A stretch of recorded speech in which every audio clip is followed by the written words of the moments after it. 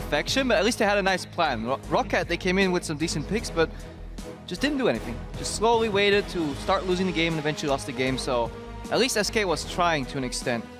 Yep, that is what we're going to see going forward here in picks and bans. The Gragas off the board, no surprises, still continues to be very, very contested. Rek'Sai also off the table. This drops to the next tier of junglers. And also the Jace, once again, since this changes he's received on the new patch. Yeah, Jace definitely looked strong yesterday when we saw him. Unfortunately for the Copenhagen Wolves, I think it was everything around him kind of crumbled before he came into full effect, rather. Rise is still open, if I believe, yeah? So SK Gaming prioritizing Lee Sin over Rise. Interesting, interesting. Not sure how I feel about that one. Yeah, it's a little bit curious there. Let's see what ROCCAT answer with if they go ahead and snap up the Rise for Steve right away. Of course, for him, he's not played this champion yet. He did, well, I want to see if they do decide to take it, but Sivir has also been something we've been talking about. Has to be very, very high prioritized for RALEZ. We could see a Sivir Maokai coming out here out of ROCCAT. You know, even though Maokai doesn't have the highest win rate percentage so far in the European LCS, it just seems to be a comfort pick for top laners that are quite trying to find their ground, which explains why the win rate is, you know, as low as it is, around 37%, I believe it is. So definitely not the strongest, but yeah, ROCCAT, I like that they're hovering Sivir, especially since that Kallista's out of there. And then Alistar, we keep saying how it's a tier 1 pick, but I actually took a look at the stats, and Alistar's win rate is not as impressive as one would think. Hovering around 35.3% win rate, and for a tier 1 support pick, it either shows that the pick is overrated or people are just not using it to the full potential, because I think it's fantastic. I think that might be the case too, because I mean, we haven't as often seen the Sivir Alistar get to combo up. A lot of teams will take one away when the other's not available. There hasn't been a lot of Sivir bans, but we have seen a lot of Alistar bans with so much focus on the jungle here. That kind of took that away. So now SK Gaming for their side, see what they answer with. They already prioritized the Lee Sin since top tier junglers were banned away, and at the end of it, we're going to go ahead and lock the Lulu and lock the Cassiopeia, starting to look a lot like yesterday. Yeah, pretty traditional SK Gaming picks here. Fox just wants that control mage in the mid lane. He's a little immobile on Cassiopeia, but Lulu support does help fixing that. You know, if you ever get caught, you have the wild growth knocking people up, and then buys you enough time to use your ultimate. Yes, indeed. See what Nukeduck answers with. Also, Nukeduck hasn't been putting too much pressure in his lanes lately so far, so yeah, Fox could actually have an advantage there. Yeah, I think it's really going to be interesting to see how those two do match up, because we've been seeing all these crazy lane swaps, all these crazy early game moves from a lot of the teams, and the mids just kind of turned into this sort of quiet farm fest. I don't think that's going to be the case this game. Now, going back to that first pick, Lee Sin, both tier junglers were out. SK Gaming said, okay, Jankos, we think you're one of the best players on ROCCAT, so we want to challenge your champion pool. You will not be able to pick Evelynn because Lee Sin traditionally does well to that, so he seems to be going for the Nidalee jungle. However, Nidalee is usually what you do for like a poke siege comp. I guess it can work when you get to the towers and you have those spears combined with the Viktor E, and then you can get out with on the hunt. However, Sivir is one of the shorter range AD carries, so getting to that tower might prove difficult, especially when you have the threat of a Cassiopeia R flash in your face. Right, and isn't it a little bit risky too? You kind of telegraph that I need to make plays early on this Nidalee. I need to get into the enemy jungle and maybe make some plays and shut the Lee Sin down. But if it doesn't work, what then? Well, then you obviously fall behind and your poke does less damage, but you can still group efficiently. Sivir just solves a lot of problems in a lot of team comps, but we'll have to see if that's the approach that Jankos wants to take, right? If he wants to invade the enemy jungle early, then group up with his mid laner, with his bot laner, poke people defending out, hope they're stationary targets, poke them out, and then try and get some towers. Could be an approach, but ROCCAT's looking for a tank right now, so could be likely that we see another Maokai coming out of Steve later. Well, SK Gaming, they maybe are looking to do something that they saw played against them yesterday. All right. Got the Shen locked in for Freddy. CandyPanda will be on the Vayne. So, Cyanide on the desk was saying how CandyPanda played his Caitlyn like a Vayne, so he might as well play the Vayne himself. Oh yeah, you have the good old submarine combo used to be Twitch Shen, where Twitch goes invisible and then the Shen lands. Vayne can do a submarine light. Tumble invisibility for like 1 second. But yeah, you can protect your hyper carry in these fights pretty well. They have a decent amount of peel. I mean, Lulu will obviously get Vayne through most laning phases and keep her alive in the fights. Shen is defensive peel. So very, very distinct double threat composition coming out of SK Gaming. Last time they ran that, I feel, against H2K, it was Ryu would just take out one threat immediately on his TF, and then eventually CandyPanda fell behind on that Vayne. See if he can get ahead. It does lane well into Sivir though. Yeah, and also they've got a way to protect both the Vayne and the Cassiopeia quite well between the Shen and the Lulu. I mean, there's a lot of artificial tankiness there that you can establish, a lot of shields you can build up, and it's going to be hard for ROCCAT to pick a single target off, and even if that's what they're trying to do. So last pickup, of course, is going to be Steve's Gnar, to see how this one plays into the Shen. Start this game off. Now, if this Gnar gets a lead, gets the Black Cleaver, then we could see a repetition of what we saw yesterday. I believe it was Freddy playing the Gnar into a Shen even. It's just showing how much pressure you can open up the map with. That might prove a little cumbersome for the SK Gaming lineup. Their side lanes are under pressure a lot. If Gnar can get a lead on the Shen, and if the Vayne Lulu eventually get pushed in and Nidalee joins there and starts poking on the towers, their side lane wave clear is limited to an extent. However, ROCCAT will eventually have to be careful in fights because there's a whole lot of sustained damage coming out of Cassiopeia and Vayne as these double threats. Yeah, it'll be interesting. I feel like even though they've got a very early game jungler in the Lee Sin, it's really just going to serve as a bridge to get them to this later stage, see if that's what they can pull off. We know ROCCAT typically have had some longer games, but of course it's been a little inconsistent from them. Their win over Origin was quick, but I don't know. I feel like SK, they're experimenting a little bit and they're trying to do it. So let's take a look as things get started.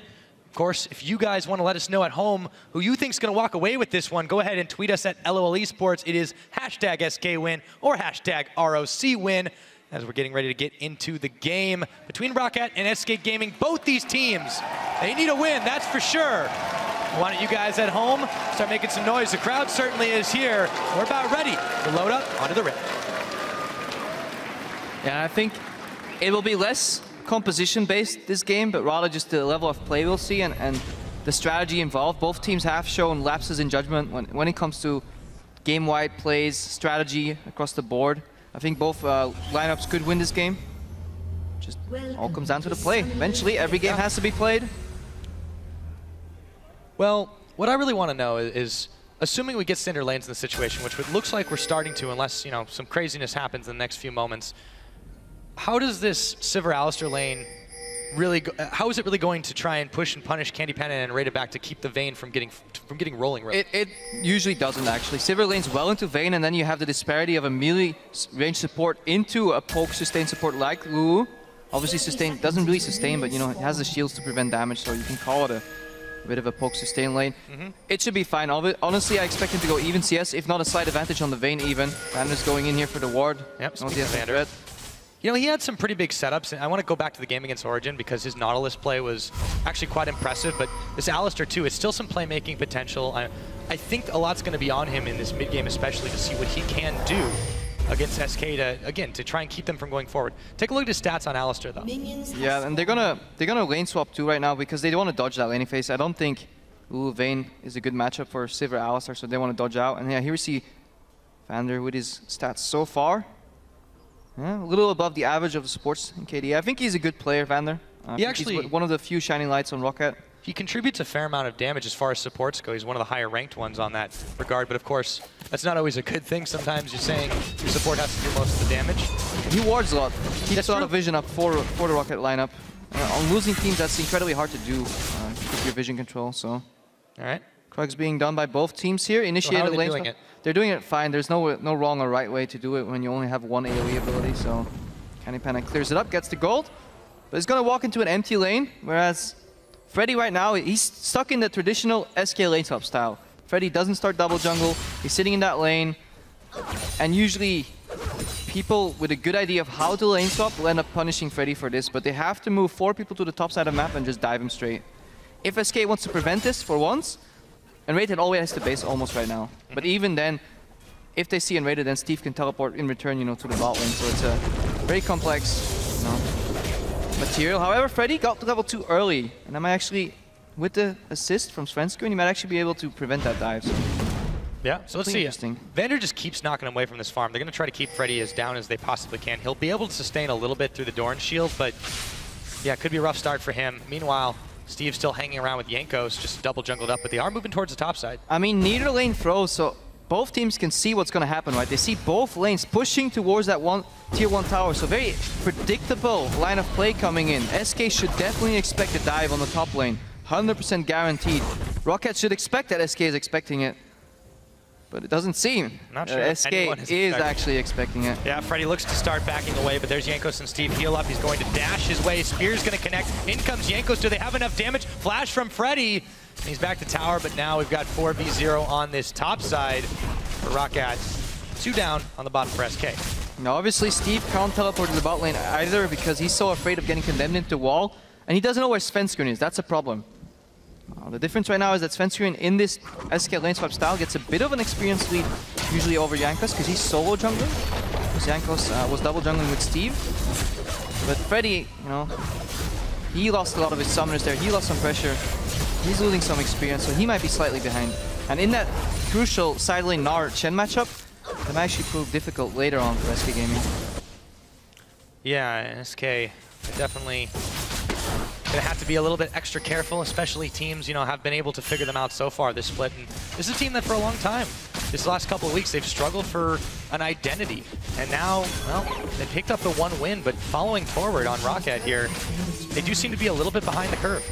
Yeah, and we should normally see both tier 1 towers going down here with a bounce wave, meaning after you kill the tower, you manipulate the waves in a fashion that they push back towards your tier 1, and you make it incredibly hard to farm for the person that will show up. However, CandyPanda hasn't taken down that tower on the bot lane yet. He's waiting for an item spike. But Steve, since the tower went down on top lane so quick, he's here soaking a farm. So this is a mistake from SK Gaming because they haven't shopped yet. They can't deny Steve that much.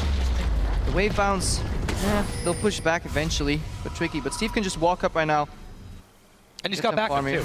Yeah. Svenskeren back, there was really no pressure against Steve, and he was able to, grab a little bit of that farm. Freddy, however, is getting pre-farmed solo. So where does this leave our 2 top laners right now, Krepo? Poor Steve walks all the way to the bottom lane, gets 2-3 CS, and then ROCCAT says, okay, you've done your job. Go back to the top lane. This is MrRallez' farm. But yeah, he has to burn teleport because that wave eventually pushed in the tower. I don't know really who pushed that out, but Steve's soaking up a lot of XP left and right. At the same time, MrRallez is getting easy farm too, so good start by ROCCAT. However, the gold advantage seems to still be in SK Gaming's favor. Mostly, I guess it's on Svenskeren then. Or actually in the mid lane, we haven't been talking about too much. I was wondering where that 200 gold lead came from, because it should actually have been in ROCCAT's favor, but it seems that Fox is pressuring Nukeduck in the mid lane. Well, yeah, and you know, we mentioned before, it's oftentimes we see all of this action happening top and bottom and just a little bit of back and forth between the 2 teams, but now everyone's starting to focus their attention closer to the mid. Jankos is found by Svenskeren. Sven wants to take a fight here. Jankos is looking to jump away, but Nukeduck's there for the backup. Will he have enough damage? No, he's gonna force the flash. And now Steve has come to the rescue, clearing out some wards, throws the boomerang onto Sven. Will they continue to chase? It looks like no for the time being. Good aggressive move from Svenskeren. He uses the fact that he was solo jungling, had the better positioning. Found Jankos first. In this matchup, it all matters who finds who. Who gets the first, who shoots first. Who is the Han Solo in this equation? Well, looks like so far it's been Sven, but he is going to be taking a trip closer back to his own jungle and closer probably back to the base to shop for a little bit. Meanwhile, ROCCAT, they've kind of tried to even this one out. The tower, of course, fell on both sides, so now it's settled down a little bit. The gold lead is very slight here for SK Gaming. But Steve and Freddy, of course, were, you know, very typically set pretty far behind, but this is a big wave that Freddy's looking to take. Yeah, Freddy definitely wants to soak tower up. There doesn't seem to be any pressure on ROCCAT's side to deny that. Let's see if they can use that wave pressure before Shen gets his ultimate down to get an objective somewhere, make a play, get a numbers advantage. Steve, he's afraid to farm this, so he might as well move to the mid lane, try and chunk somebody out, or do something, put some pressure. If you're just loitering around in that lane, giving Freddy free farm, not really using your advantage right there. Yeah, I can't help but feel like the more ROCCAT are kind of lollygagging around, the better this is for SK. They want the game to go even as long as possible. They have pretty heavy scaling on the side. Yes, there's a Viktor on Nukeduck, and yes, they have this sort of pseudo-chase, pseudo-poke composition that they have, or that they're able to utilize. I still feel like the power of the picks on SK side is just going to overwhelm them eventually. Lee Sin does fall off, so does Nidalee. I think both teams are okay with scaling, and again, it'll come down to play. It'll all come down to how well CandyPanda can use, his range in these fights. Vayne is a very short-range AD carry. Requires a high level of micro play to really pull it off. So dance around a lot of threats, but there's limited targeted CC on the side of ROCCAT.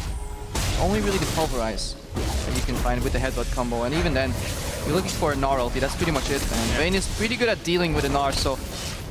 I didn't always like the Vayne pick from CandyPanda, but against a team like ROCCAT that's notorious for playing a very slow early to mid game, you can get away with the weaknesses of Vayne, especially picked into Sivir. Creates a very predictable early game. But again, we haven't seen any, high-level strategy yet from either of these teams, so... Yeah, it seems like they're just trying to feel each other out, really. Yeah. And as a result, we've only had the towers fall. We've had the gold dead even. We're not quite 10 minutes in, so it's still plenty of time. Nobody's really prioritized the dragon just yet either. Instead, they're kind of looking to just try to get a defensive angle here. Yeah, and in these even games, what you have to do is just take an eye at vision, see how that eventually tries to snowball a lead. Vander, as we said before, 1.6 wards per minute, I believe it was, compared to the 1.2 average of supports. So wards more than your average support, and SK, notorious for having relatively poor vision control. That might be the opening that ROCCAT eventually finds. Yeah, they'll certainly be looking for one. This game continues Jankos to be... spots out Svenskeren. I would say a little bit predictable in the opening, but SK are looking to try and grab themselves the vision control around the Dragon Pit. You have kind of a split up between nRated and CandyPanda here, but Vander's not keen on letting them get it for free. Yeah, this is... A game in this state obviously devolves into what they call the ward wars. Two supports fighting over a pink ward. Someone's going to get that 30 gold. Oh, but we're not cheering for that. Nope, we're not doing that. That's done. Disagree. Oh, there we go. Okay, so... it's still kind of settled with Steve and Freddy up top. They're really struggling to try and get themselves back into this game. So, who has the edge here when you're liking the farm? I mean, in that matchup, eventually...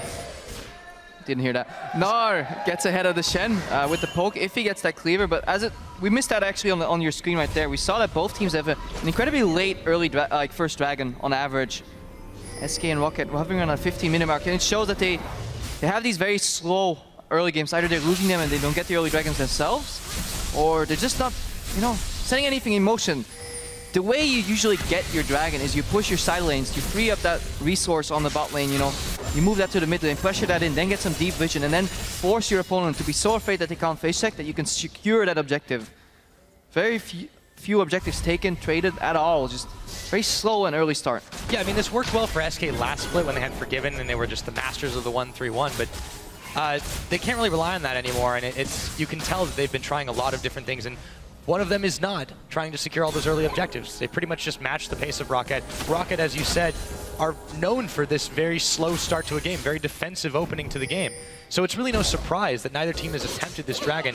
They've really only been throwing some wards down in the general area. Now we do see that after the lane swap, Gnar doesn't really have that offensive potential to chunk out the Shen just yet. And then the bot lane, see the Vayne and Lulu kind of like threatening the CS of Sivir and Alistar there. So they're slightly getting a bit of a lead. And SK is fine with that. Because bot lane will never be able to fight. SK will always be able to start a fight because Freddy always has the opportunity to just ultimate in and get a taunt off Nukeduck. Q, but backstop for now. No fancy insects. Fox wasn't around, so... Nope. And actually, as far as the farm goes, this is actually evened out quite a bit as Sven does take another stop to this. A lot of people on ROCCAT's side heading up top. Still a few more in the middle just trying to keep it defended. But this opens up an opportunity for SK to go ahead and start off this dragon. Nobody's at home. They're not going to be able to get here in time. So SK recognizing the opening that they have, take it without a moment's hesitation. nRated won the ward war against his foe and adversary Vander. And SK finally secure a dragon. 12 minutes in the game. That's what cheering. Absolutely. Second, I guess, objective for them. Third in the game so far. No kills. A lot of anticipation. Yeah, both the teams, they're really playing to just not lose that first blood up. It's really just been some solo plays around. Nobody's really gathered up, and you can tell how risk-averse these two teams are, and it's a wonder. Well, as Steve jumps onto Freddy in that Mega Gnar form, he's still very tanky. Jankos. Jankos is here. There's no tower to fall back to. Freddy's got a dash. He's got a flash. He might have to use them both. Steve's gone back to Mini Gnar, though. Yeah, and they saw Svenskeren. Svenskeren's here. Well, they were afraid of Svenskeren, so... Nothing really happened. Had some action at least. Almost happened. Yeah, it just speaks to how defensive these two Fox teams is going here, connected to poison. As I say it, Nukeduck's in some trouble. Fox is on him, and he poisons him down. 13 minutes in. Well earned. Yeah, eventually, once you hit that level 9 and you have those Twin Fangs maxed out, all you need to do is connect one poison. Because Viktor is immobile. He's running the cleanse, but he flashes, you flash after him, as long as you dodge that gravity field. And this is big. A lot of tower damage on the mid lane, and this is... Oh! Yeah, Svenskeren, he's going to be in some trouble. He's battered and bruised around, but they can't pick him up as Freddy comes in with the stand united. Steve, Jankos, Vander leading the charge on Fox to push the wave back, but they don't get a kill. Svenskeren calling for some help there. Got cut out by the Q flash from Vander. As I was saying, it's big that they got the damage on the middle tower because that's the most wave clear on ROCCAT's side. That Viktor E, it's really hard to push and siege into a Viktor. And if any tier 1 tower goes down, you want it to be the mid lane tower because it opens up the map so much more. So not only was that a crucial pick-off, you know, to tilt that matchup in favor for Fox, he also got the first blood bonus. And in addition to that, a whole lot of damage on the middle tower. So this is good. We might see the game hopefully accelerate. If SK can push up their side lanes, free up their resources, pressure the mid lane, get the Viktor off the wave, get that first tower down. Then we can see those ward wars no longer go on in the river, but move towards the wolves, the wraiths, and so on. So little advantages here for SK. They've managed to get a pick here. They've gotten the first dragon. They're not really ceding any ground to ROCCAT, who again are playing this out very defensively. And if SK can continue to take advantage of that, they can turn those small edges into a big lead. Yeah, definitely so, but very tempered early game. Gold bang on even though the first blood happened. See, but we understand why these teams are playing the way they are right now. They're just so afraid of losing that they might not want to snowball the game as hard as they can because they really need that victory right now. Exactly. When you're combined 3 wins between these two teams, you know, it's very easy to let that get into your head and think, hey, okay, I've been in these situations. Yeah, what do you do? What do you do in this situation then, Krepo? I mean, become a caster. All right. One possible option for these guys, though, in the more immediate future. See what they continue to do to try and keep this game back in control. You find a systematic opening, that's what you do. You try and make a plan, but 2 steps ahead, and Fox. I'll talk about a systematic opening. Vander gets the combo on him, and Jankos will take him down. Steve was turned to stone for a second, but he's right back to it. Here's the Chaos Storm coming out. Jankos is pushed away. Freddy trying to tank the line. He's very tanky with the wild growth, but still going extremely low as Svenskeren drops low as well. Yeah, the SK Gaming can never win a fight if one of their 2 threats goes down immediately. Fox gets popped, no return damage, then the fight is almost unwinnable because Vayne, she hasn't ramped up to the hyper carry that she will become in the late game, not quite yet. And good pickoff from ROCCAT, good opening, and that's what you need. Yeah, to grab that back in control, they get themselves a gold lead, they knock down the mid tower. That's the most important part, get that objective. Always tie your kills with an objective. And that's something ROCCAT does well. When they do manage to get those kills, they know what to do with them. The problem is, you have to wait for opponents to make mistakes. That time, worked out. Yeah, they did catch Fox with his pants down. He got that first spot, but he got his he used his flash to get it, and good punish by ROCCAT. They're gonna lose a tower here though, even though there's no minions away. They're able to tank the line, and Svenskeren! Beautiful. Mid in sec, and down went Nukeduck. Yeah, lack of respect on SK's side. They're not thinking ahead. If you make that play, if you get that tower, you will have to base. ROCCAT's members will be coming back from the base, so if you don't base immediately and you lose the tempo and you're not back in time to defend that tower, you might as well drop it entirely because they'll have a HP item advantage, and then, yeah, once the Q connects. It seems like both these teams are just sort of trading little bits here. Small mistakes, but they are being punished. So clearly, both SK and ROCCAT are learning from the mistakes of their previous games. It's good to see that evolution. Well, they're still making, every team is still making a mistake. That's just true, it's so the flip side of the coin. they're learning how to capitalize on the enemy's mistakes while still making their own. They got one half of the equation right now, Krepo. Yeah. It makes for an exciting game, though, now that it's kicked up in notch in pace. So Freddy trying to push the tide of ROCCAT's minion wave back. He knows Jankos is around the side, still safely farming away. That is a very tanky Shen, even on 1 item. Yeah, because the lane swap kind of slowed down, Steve wasn't able to get too many offensive items early to start bullying out, you know, Freddy and penetrate that armor. So he stayed tanky enough to deal with Steve for the majority of the match. That kept SK somewhat in the game, bought them some time. Yeah, we have kind of forgotten about CandyPanda. Blade of the Runic King finished right now, going for his 2nd item. Wants those silver bolt procs to deal a lot of damage in fights. Yeah, and if ROCCAT are the ones that end up forgetting about CandyPanda, this could be really rough for them. 30 seconds on the next dragon, you can be certain this one will not be free for SK. ROCCAT already pushing forward, throwing down the wards, clearing the crabs away, making sure that SK cannot get in there undetected. Yeah, and it's very hard to regain vision into one of these like high mobility poke compositions because you have to constantly walk into the dark, and in the dark could be a Nidalee Spear, could be a Viktor E right here. Need some laser beams, could be an Angry Cow.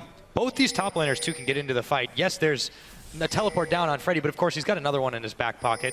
Thing is, Freddy can cancel Steve's, and if Steve is not in Mega Gnar, he can't cancel Freddy, so that's a big disparity right there. And you don't want to be in Gnar when you're teleporting in anyways, then your fight's not as effective. You want to be on the edge of that rage bar, 80 or 90 rage. That's where you want to be roughly. Side lanes, pretty neutral right now. There's slow pushing on the bot lane, so this frees up CandyPanda as a resource. So you see him pull off rather.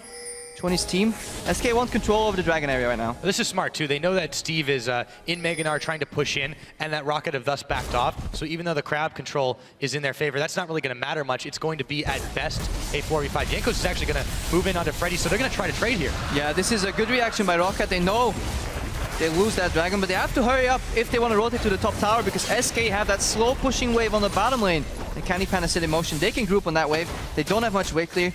Viktor is completely out of position, so we need to see if they can clear this wave with the Sivir. Well, Freddy is still trying to harass. Gnar's going close. There's the tower down. Steve goes Gnar, but now, once again, SK, they're setting their sights on trading. They'll easily be able to secure this one up.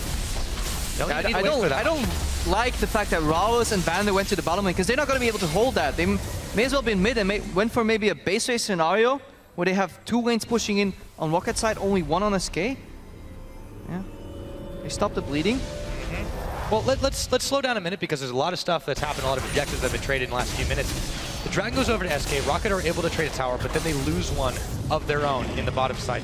As it stands, ROCCAT holds a slim gold lead despite the 2 Dragons over to SK, and that's really just going to be on the back of slightly better farming, but SK definitely, they seem like they're the ones controlling the pace of this game, Krepo. Yeah, I definitely think this game is slowly going towards SK Gaming right here, because we saw ROCCAT, they had the vision control on the Dragon and chose to do nothing with it. They didn't force a bait, they didn't force any poke, they're not grouping up with Viktor and Nidalee at all to poke somebody out and get the tower. They're only getting towers when SK gives them the opportunity to trade. But in the midst of every trade, SK gets an additional dragon, and that's a big thing. If we move towards 3 dragons, 5% movement speed will come in big. Somewhat nullify that on the hunt. Well, when you've got a Vayne on your team, when you've got a Cassiopeia on your team, a little extra movement speed is going to go a long way. And yes, it's offset by RALEZ ultimate, but then that basically means that part of what ROCCAT's trying to do isn't going to work out too well, is it? Yeah, it won't. No, we're just waiting for Steve to get tanky enough to become a split push threat on that Black Cleaver Gnar. However, SK has an answer today though. Yesterday when we saw the Gnar Shen matchup, he was the only one who could deal with the Gnar potentially. But Vayne will later on be able to, I think, deal with Steve a little better. Yeah. See if Steve's able to handle it for the time being. RALEZ is there for the defense as CandyPanda goes to push up the wave. They're bringing in Svenskeren as well. Another wave at their backs. Fox is making the slow trek up, slithering through the river. And SK might look to throw their weight around here. 21 minutes on the clock, looking to start pressuring ROCCAT, who are just going to fall back from this tower. SK Gaming will grab that one for free. And the gold lead back in their favor. Yeah, it's very hard to defend these tier 1 towers at this point in the game, because it's too hard to trade a tier 1 for a tier 2 because the distance is too big on the map. You know, ROCCAT couldn't really go for a tier 2 in mid, because otherwise they would end up trading 2 towers anyway, so might as well give up that free tier 1 turret. Luckily for them, or unluckily for them, they still have that 1 tier 1 up on the bottom lane, SK Gaming. That's kind of the only thing keeping this game from being a little more even. But that one will eventually fall. Well, SK are really doing a good job here of grouping up and forcing ROCCAT to dance to their tune. It's really kind of been the story of the game, not the grouping up, but the fact that they have controlled the tempo. And this is, I feel like this is just ROCCAT's inability to do exactly that. As Svenskeren goes in, he's going to be slowed up for just a second, but he's got the wild growth on, and in goes Freddy. After the stand united, they're just looking to find anyone they can as CandyPanda comes around the side in the final hour, decides to chase onto the Sivir. RALEZ under tower. Candy doesn't care, and he picks him up, but he might fall. No, the heal will keep him alive. Freddy just knocked out of tower range, and he's safe. CandyPanda managed to do what he couldn't do last week, the 1v1, Vayne into Sivir. We saw Gnar take the better of him last week, but finally he gets that retribution, gets that kill. But still, sloppy fight. I mean, the way that all started, you know, Svenskeren goes in, gets pulverized immediately, Shen lands, Shen goes in, eventually CandyPanda goes into the left. Let's watch that again. So, yeah, brush check, you connects, Svenskeren gets peeled off, and I feel like ROCCAT can disengage here perfectly fine. RALEZ steps in and he doesn't really have eyes on CandyPanda. Tries to peel for Jankos, who's fine. He flashes out, but RALEZ oversteps and he gets baited. Yeah, good tumble by CandyPanda. Acted as if he was going down in the fight, then used the invisibility of his tumble to go upwards. And caught MrRallez with his pants down.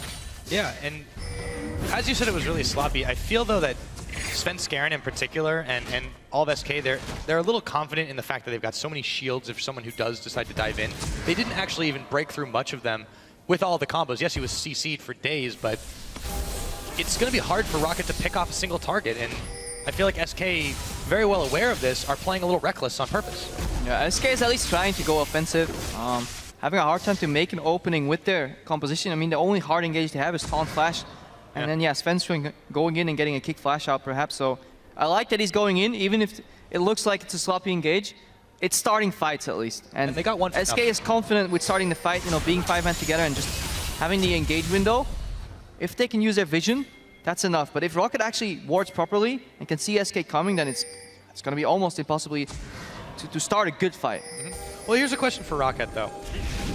Right now, they're not giving up too much to SK, a little bit here, a little bit there. That could turn into something big. But for the time being, what do they need to do to keep SK from getting to this late game point where they're happy with, and also to keep them from continuing to pick these little advantages up? They need to use a good on the hunt, you know, manipulate the side waves so SK has to spread their resources. Then get that movement speed steroid, catch somebody off guard. But even on their side, they're running double poke with a Gnar and then an Alistar. That's their only engage, so ROCCAT is doing what ROCCAT always does. Lay back, you know, wait for a mistake, and if the enemy makes it, sure, we can win the game. If they don't, we slowly lose.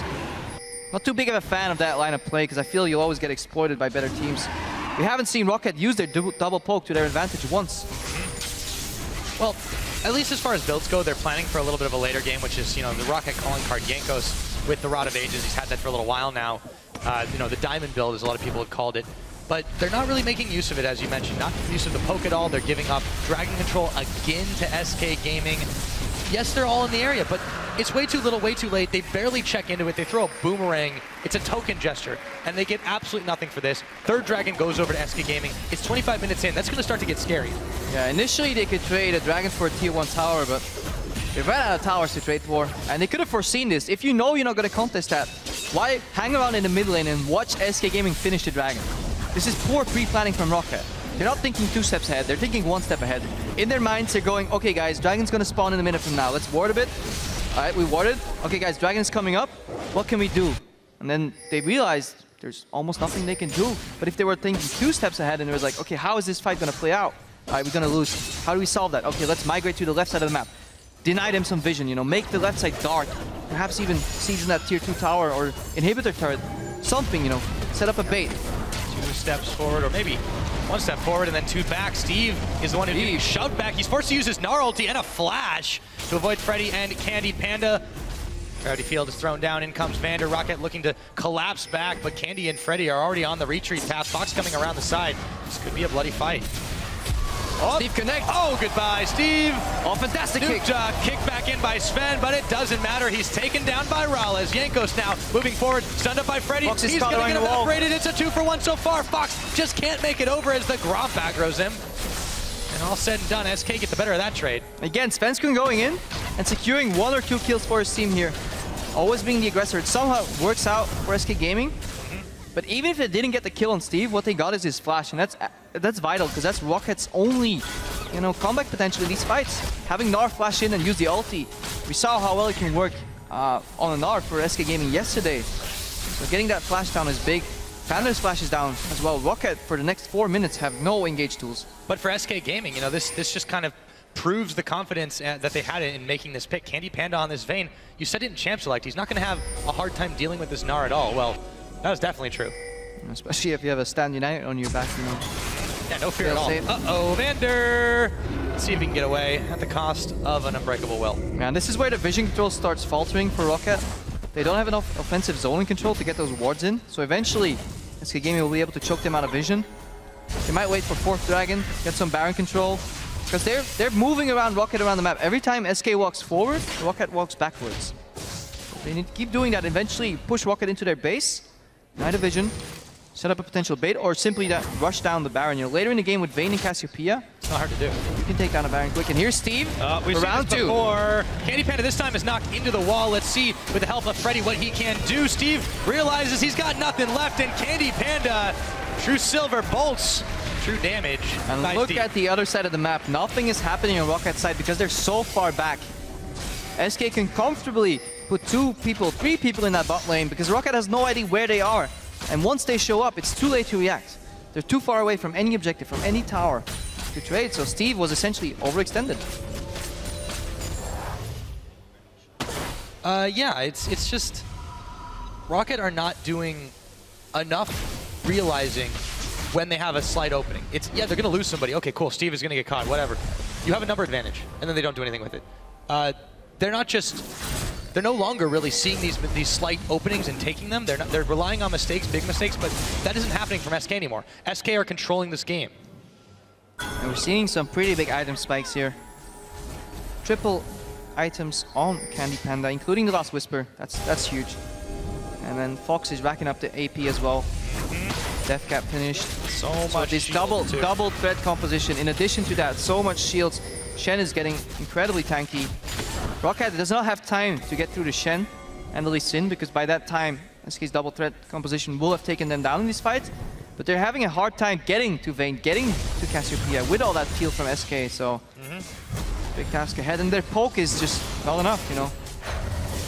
If nRated can comfortably walk up to Jankos, eat the spear on that distance, and lose maybe 15% of his health, then Jankos is, you know, out of the fight almost. If your poke is not threatening anymore, then you lose so much ground. And that's exactly what's happening in this game. Svenskeren, he's able to just sidestep the spear, go right back to clearing the vision. SK Gaming are continuing to press their edge into the ROCCAT jungle, keeping their sights set on the Baron. There's a dragon available in another minute or 2. That would be number 4 for them. And ROCCAT have no answer for this. And this goes back to champions like where we said the first pick, Lee Sin. Honestly, I question it a little bit, but it seems to work out because Jankos was first on the Nidalee. Hasn't had a poor showing so far, not much impact. And Svenskeren, he's been starting all these fights. Yeah. It was a involved smart in a lot of takeaway. kills. Is you see why they decided to take that away as quickly as they did. It didn't allow Jankos to get on something comfortable. He's clearly not been able to play well on it. And then the Gnar into Shen doesn't have enough pressure. Compare that to what Freddy was doing yesterday on his Gnar. He was beating his opposing Shen pretty like single-handedly, but right now Steve is... Oh, he's teleporting in. Steve. All right. Bye. So that's teleport down. Tier 1 tower still up in the bot lane, so no split push advantage for ROCCAT. So they're playing a 4-1 with double poke. Their poke's not doing much damage. Split push just teleported out of a single fight with a Shen. And now the Shen's got 2 teleports. And Dragon's coming up in 15 seconds. This could look to be another SK Dragon, Krepo. ROCCAT really are not in a good position to even try and contest this. They've sent Jankos up to the top side. Yeah. After Dragon, then Baron starts to become a real possibility. ROCCAT are actually clustering around that.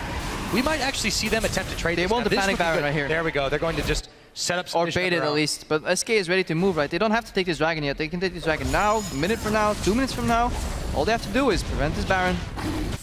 Sven's trying to solo this one. He might be able to get it. There's no chance that ROCCAT they have really the vision. See, this. they see RALS and they saw Jankos, and that's enough. Now they know there's nobody on the Baron anymore. Comfortably let their jungle finish it.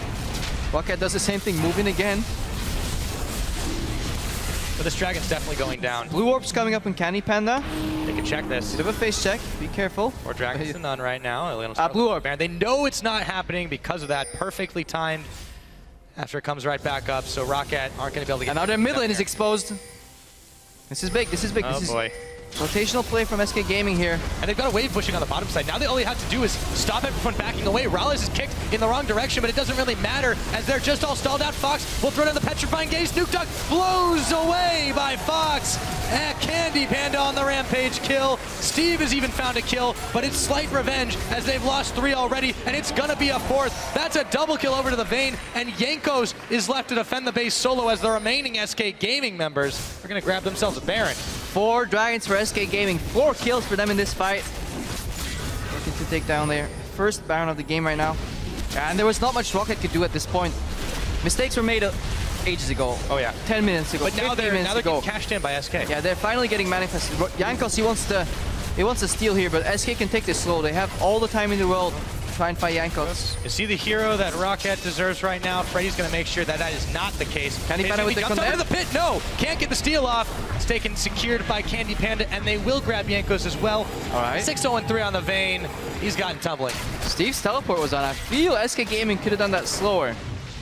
There is the potential steal here. Let's watch that again. Yeah, because ROCCAT is trying to rotate down to the mid lane in a quick, efficient path. They get caught out in the jungle. Watch Fox right now. Arm flash, and then immediately unleashes on Nukeduck. 2 or 3 Twin Fangs is all we needed.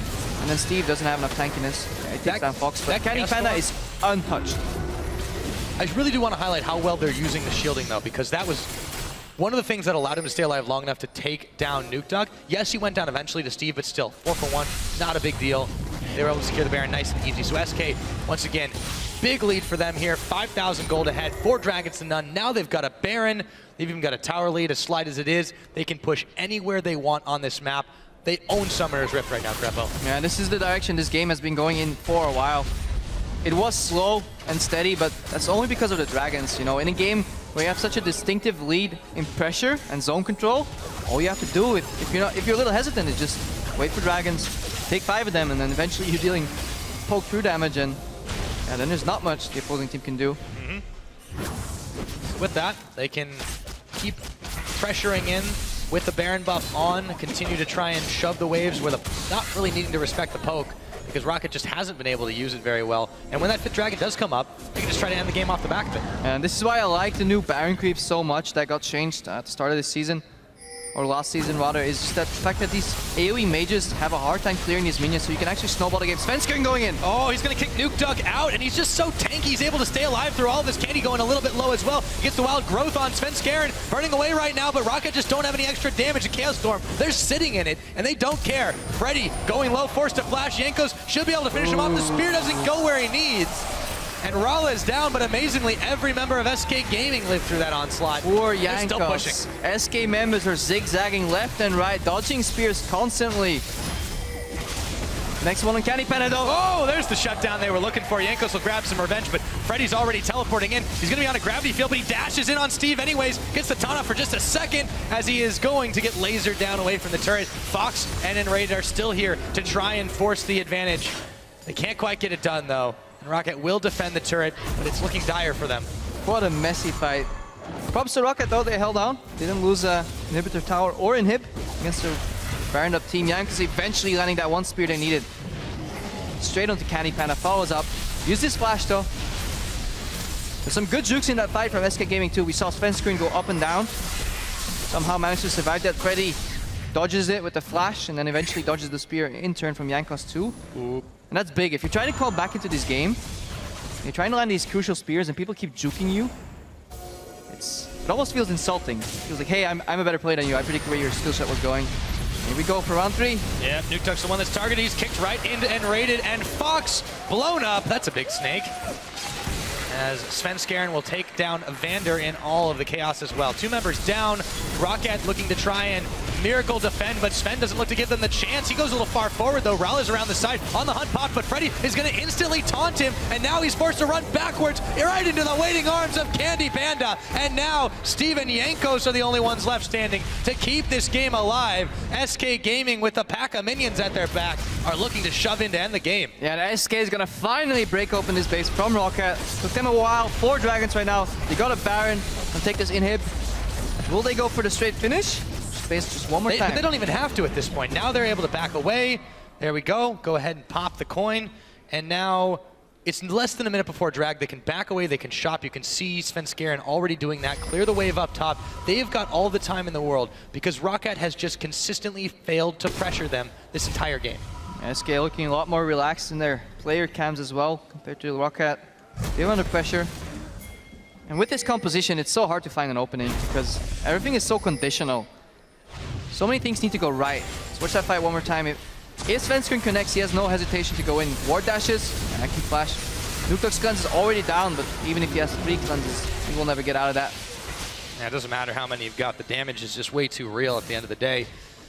So, it's still going to keep on going for a minute as Sven just jumps in on that one. RALL he kind of gets baited. Oh, I can go ahead and take him out. Wait, there's a Freddy. No, he has to commit to that fight while SK is seemingly doing 2 things at once. SK was pushing right there, and then they went for the fight.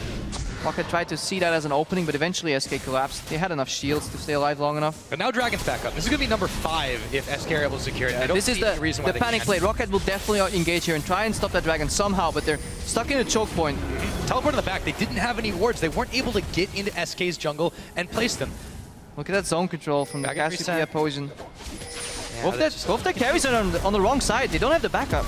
Yeah, Freddy is able to come in if he needs to, and he looks like he's going to be doing just that as Svenskeren is going to jump forward. There is the petrifying gaze from Fox to push them all back as Steve, Vander, and nRallez look to gang up on CandyPanda. The ROC will take him down, but a double kill goes over to Fox. Is it going to be enough for him to end this fight and end this game? Triple kill. Freddy and nRated are able to pick up the Sivir on the back, and Vander's going down. The quadra kill, and Fox and the rest of SK are gonna look dead. Yeah, SK split up a little bit, but luckily for them, ROCCAT decided to use On the Hunt to go to the side where the tanks were and not the carries. Eventually the carries showed up to the fight, and boy did they carry. Triple quadra kill for Fox, and SK taking their second victory.